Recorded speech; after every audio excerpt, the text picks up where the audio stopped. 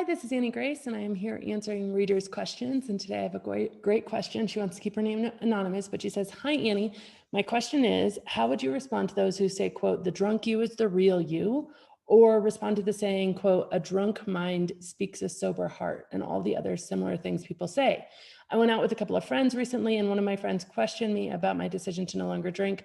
I gave her one of my reasons, which was because I had blacked out multiple weekends and regretted kissing a woman while blacked out, even though I'm straight. My friend began accusing me of being gay, bisexual, and said that I'd kissed the woman because that's what I really wanted to do, and I'm actually suppressing that desire when I'm sober. I know this isn't true because I have absolutely zero attraction to the same sex, but she insisted that people show their true selves when they are drunk. I would love to hear your response to this and know if there's any scientific explanation for why or why not this saying holds true."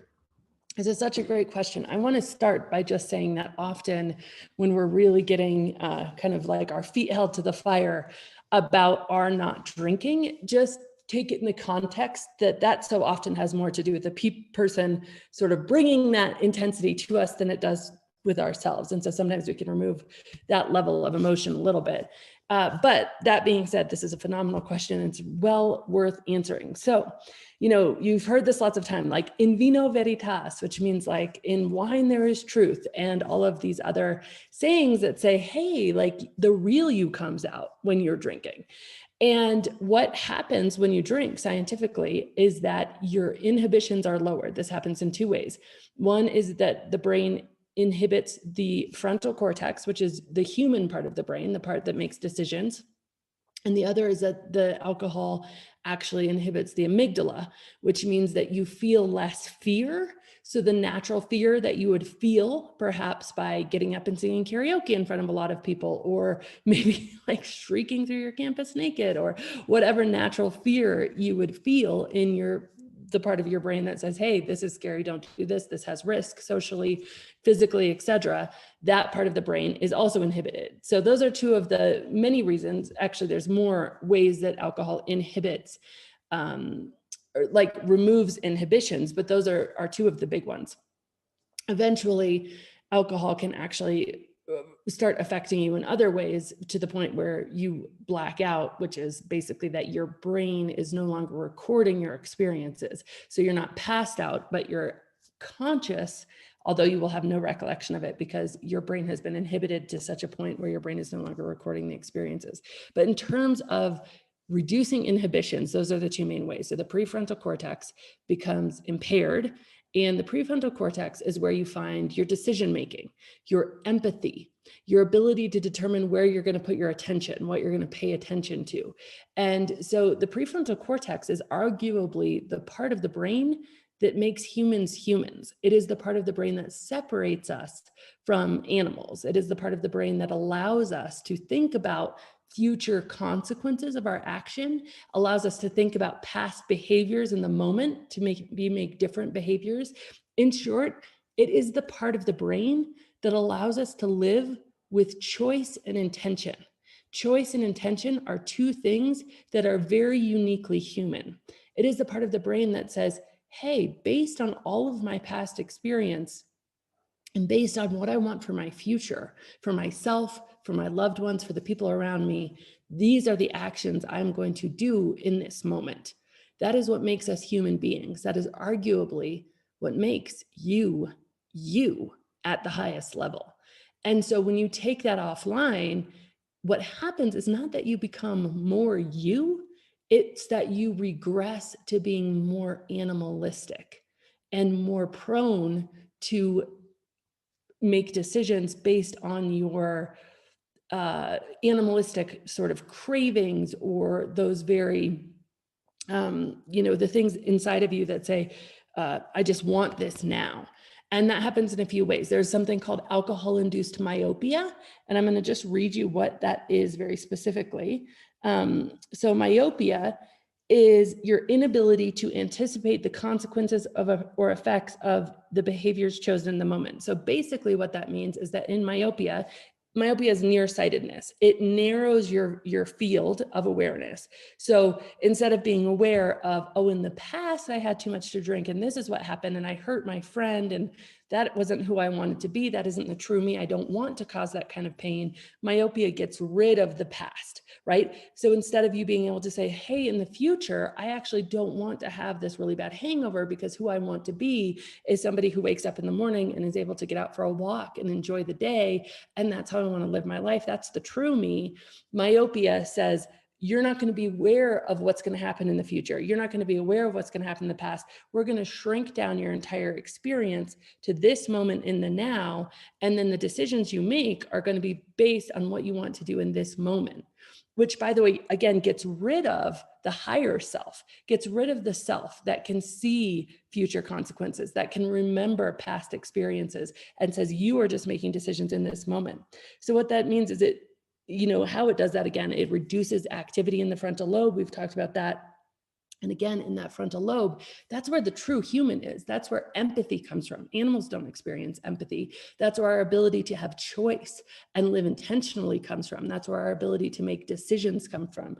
And so behaviors that you take while you're under alcohol might seem like your inhibitions have been reduced, and that's true, but they haven't been reduced in a way that makes you more you. It makes you regress to a version of you that's no longer even fully human, you could argue, in a way. So it's the opposite of like intentional living or personal responsibility, or using our incredible human power of choice to create the best lives for ourselves or impact on our surroundings. So another thing that this does is this sense of myopia, it actually makes our fields narrow. So our emotional field. So one of the ways that we get really confused about this is because if we feel a little bit sad and then we drink, we're more likely to cry, right? And so we say, oh, well, that must be the real me that really cries, on a dime. But that's not actually true. The real you is the one that has the ability to make yourself feel better and self-soothe in that moment. And the real you has the ability to think about, I've been in this position before in the past, and it hasn't been that bad. I've gotten myself out of it. So I'm not going to just like dissolve into just upset right now, because I know there's hope. The real you says, you know what, tomorrow's a new day. And I know there's hope. So I'm not just going to dissolve into upset. When you take all of that around and you just focus on this moment and you feel that sadness without the ability to have that brain that can really think about the past and the future and the self, yes, then you just dissolve into hysterics and everything feels hopeless. I mean, I've certainly had my share of hysterical, drinking nights or carrying friends who just can't even, everything's wrong in their life. And that isn't because everything's truly wrong or that's exposing who they really are. It is much more because it's taking away the parts of them that make them truly and authentically human. So it is really interesting. We see this, and this idea is so prevalent, this idea that alcohol brings out the truth of who we are, right? But if you look at this and just to get a little dark for a minute, but I think it's worth exploring, alcohol and sexual assault is correlated hugely. Alcohol and child abuse is correlated hugely. Alcohol and suicide is correlated hugely. So with that argument that alcohol makes us who we really are, does that just mean that we're all just monsters? Does that mean that we all really want to be hurting each other to that degree?